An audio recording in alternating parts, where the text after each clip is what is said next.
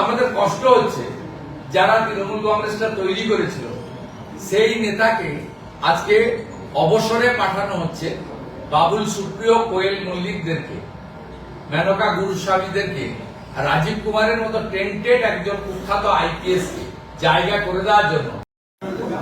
এবং দুপক্ষের হাতে কিছু বাড়তি ভোট আছে, দুপক্ষের হাতে কিছু বাড়তি ভোট আছে, কিন্তু গণতান্ত্রিক বিধি বিধান মেনে আমরা বরাবরই মনে করি যে সংখ্যা অনুযায়ী নির্বাচন হওয়া উচিত এবং এখানকার ভোট ওপেন ভোট। আমরা চাই না গণতান্ত্রিক বিধি বিধান মেনে ভোটারদের কেনা বেচা, ক্রস ভোটিং এগুলো হোক। কিন্তু তৃণমূল কংগ্রেস তার 15 বছরের রাজত্বে 1 নম্বর এই বিধানসভায় বিভিন্ন দলের প্রায় 60 জনের কাছাকাছি বিধায়ককে দল বদল করিয়েছে। সংবিধানের 10 শিডিউল অনুযায়ী একজনের বিরুদ্ধেও ব্যবস্থা নেওয়া হয়নি। দ্বিতীয়ত, প্রথম এখানে রাজ্যসভা নির্বাচনে ক্রস ভোটিং এর আমদানি তৃণমূলই করেছিল। আপনারা জানেন ইমানি বিশ্বাস, কৃষ্ণেন্দু নারায়ণ চৌধুরী, চাঁদ মোহাম্মদ, উমাপদ বাউরি এদের ভোট ক্রস করিয়ে প্রথম তৃণমূল কংগ্রেস এই ক্রস ভোটিং এর আমদানি করে। শুধু ক্রস ভোটিং এর আমদানি নয়, তৃণমূল কংগ্রেস তড়িৎ গতিতে প্রদীপ ভট্টাচার্যকে রাজ্যসভায় পাঠানোর জন্য বিকাশ রঞ্জন ভট্টাচার্যকে নমিনেশন পর্যন্ত করতে দেয়নি, গেটে আটকে রাখা হয়েছিল। শেষ মুহূর্তে তিনি এসেছিলেন। আমি বিকাশ বাবু বা প্রদীপ ভট্টাচার্যের পক্ষে বিপক্ষে বলছি না, কিন্তু আমি বলছি এই গত 15 বছরে তৃণমূল কংগ্রেস ক্রস ভোটিং, দলত্যাগ বিরোধী আইন কার্যকর না করা, বিরোধী পক্ষের প্রার্থীকে আটকানো, এসব অনেক কুকাণ্ড করেছে।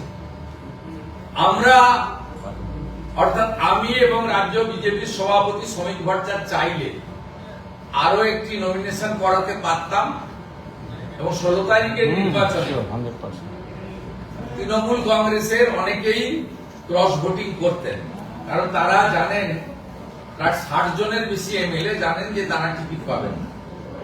এর বাইরেও যদিও আমরা তার ভোট আশা করি না, সমর্থনে চাই না, তিনি মমতার বিটি হুমায়ুন কবিররা তারাও কি করতেন ভোট হলে, এটাও কিন্তু কারণই মানে অজানা ছিল সব। কিন্তু বিজেপি সবসময় মনে করে যে এই ওপেন রাজ্যসভা ভোটের ক্ষেত্রে সংসদীয় পরম্পরা, গণতন্ত্র, সংবিধানের ব্যবস্থা মেনে চলা। তাই ভারতীয় জনতা পার্টি প্রথম থেকেই অনন্ত মহারাজ অর্থাৎ নগেন্দ্রনাথ রায়, মাননীয় শ্রমিক ভট্টাচার্য মহোদয়, পরিশেষে রাহুল সিনহা, আমরা আমাদের ভোটার সংখ্যা অনুযায়ী আমরা নমিনেশন করেছি এবং তৃণমূলের বিপদ ছিল বলে তৃণমূল এবারে বিগত দিনের মতো বাড়তি প্রার্থী দেওয়ার ঝুঁকি নেয়নি। বিপদটা আমাদের ছিল না, বিপদ আপদ সবটাই উঠেছে। শুধু আজকে রাহুল সিনহার মনোনয়ন জমার ক্ষেত্রে কিছুটা বিলম্ব হলো, কোনো জটিলতা তৈরি হয়েছিল না। কালকে আমাদের প্রার্থী ঘোষণা হয়েছে পরশুদিন, 3-4 বন্ধ ছিল। স্বাভাবিকভাবে হলফনামার সঙ্গে যে পেপারস লাগে সেটা আজকে যেমন ধরুন ভোটার লিস্টে সার্টিফাইড কপি, এটা আস্তে আস্তে 12:30টা 1টা হয়েছে, 10টায় প্রেয়ার করেছেন। তারপরে অন্যান্য যে রিলেভেন্ট পেপারস রয়েছে সব পেপারস আসতে প্রায় 1:45 2টো হয়ে গেছে। তারপরে উনি সই করেছেন, যেহেতু 3টে অবধি সময় ছিল আমরা সেই মতো করেছি। একটাই ওয়ার্কিং ডে আজকে পাওয়া গেছে। 3 এবং 4 দুদিন পশ্চিমবঙ্গে ছুটি ছিল, ভারতবর্ষে ছুটি একদিন ছিল, 4 তারিখ। তাই অন্যান্য রাজ্যে অন্য দলের প্রার্থীরা 3 তারিখে কাগজ রেডি করতে পেরেছে, আর আমাদের 3 তারিখেও সুযোগ ছিল না, 4 তারিখেও সুযোগ ছিল না। সেইটুকু কিন্তু তার জন্য আরো অসুবিধা হয়েছে বলে আমার তো মনে হচ্ছে না। সবটা ঠিকঠাকই হয়ে গেছে, স্মুথলি হয়ে গেছে এবং আমরা 40 জন বিধায়ক তাকে সমর্থন করেছি, 10 জন করে প্রত্যেকটা সেটে, সাফিসিয়েন্ট নাম্বার অফ প্রপোজালস। এবং রাহুল সিনহা জয়ের শুধু সময়ের অপেক্ষা। তিনি ভারতীয় জনতা পার্টির পরীক্ষিত নেতা, টেস্টেড এন্ড ট্রাস্টেড নেতা, এবং সমান তালে তার অ্যাক্টিভিটিস তিনি চালিয়ে গেছিলেন। দল যোগ্য মনে করেছে, শুধু কেন্দ্রীয় নেতা নয়, আমি শ্রমিক দা এবং আমাদের যে রাজ্য ইলেকশন কমিটি বসেছিলাম, তাতে আমরা যে 5টি নাম পাঠিয়েছিলাম, আজকে বলতে কোনো অস্বীকার করার উপায় নেই, সেখানে গুরুত্ব দিয়েই রাহুল সিনহার নামটাও পাঠানো হয়েছিল। অর্থাৎ কেন্দ্রীয় নির্বাচন কমিটি চাপিয়ে দেননি, আমাদের 5টি নাম পাঠানোর মধ্য থেকে কিন্তু তারা বেছে নিয়েছে। এটাই ভারতীয় জনতা পার্টির ইন্টারনাল এবং সিস্টেমিক ডেমোক্রেসির একটি বড় উদাহরণ, যেটা তৃণমূল কংগ্রেসের নেত্রী, আমরা যা শুনেছি জেনেছি, সব রাজনৈতিক লোককে তিনি বানপ্রস্থে পাঠিয়ে দিয়ে তিনি এককভাবে প্রার্থী করেছেন। দুজনকে কৃতজ্ঞতা স্বরূপ ঋণ শোধ করেছেন। সারদার ইলেকট্রনিক্স ডিভাইস নষ্ট করার জন্য রাজীব কুমারকে রিওয়ার্ড দিয়েছেন, আর বিনীত গোয়েলকে আরজিকরের অভয়ার কেসে বাঁচিয়ে দেওয়ার জন্য মেনকা গুরুস্বামীকে তিনি আজকে গিফট দিয়েছেন। সুব্রত বক্সির মতো উনার যুব কংগ্রেসের সময় থেকে অদ্যবধি সুব্রত বক্সি হাঁটতে পারেন, চলতে পারেন, এখনো জেলা করেন। এখন আপনারা জিজ্ঞেস করতে গেলে বক্সিদা বলবে যে আমি নিজে থেকে না বলেছি। তা আমাদের কষ্ট হচ্ছে, যারা তৃণমূল কংগ্রেসটা তৈরি করেছিল সেই নেতাকে আজকে অবসরে পাঠানো হচ্ছে। বাবুল সুপ্রিয়, কোয়েল মল্লিকদেরকে, মেনকা গুরুস্বামীদেরকে, রাজীব কুমারের মতো টেন্টেড একজন কুখ্যাত আইপিএস কে জায়গা করে দেওয়ার জন্য সুব্রত বক্সিকে আজকে বাধ্যতামূলক অবসরে পাঠানো হচ্ছে। এটা পশ্চিমবঙ্গের রাজনীতিতে খুব পীড়াদায়ক। বিজেপির পরিবর্তন যাতে চলছে, দুজনের কাছে প্রশ্ন, বিভিন্ন জায়গাতে সমস্যা ঝামেলা হচ্ছে, ভাঙচুর হয়েছে। বিজেপির পরিবর্তন যাত্রা উত্তরবঙ্গ থেকে শুরু করে দক্ষিণবঙ্গের বিভিন্ন জায়গায় ভাঙচুর হয়েছে, কি বলবেন? দেখুন, সারা রাজ্য জুড়ে চলেছে।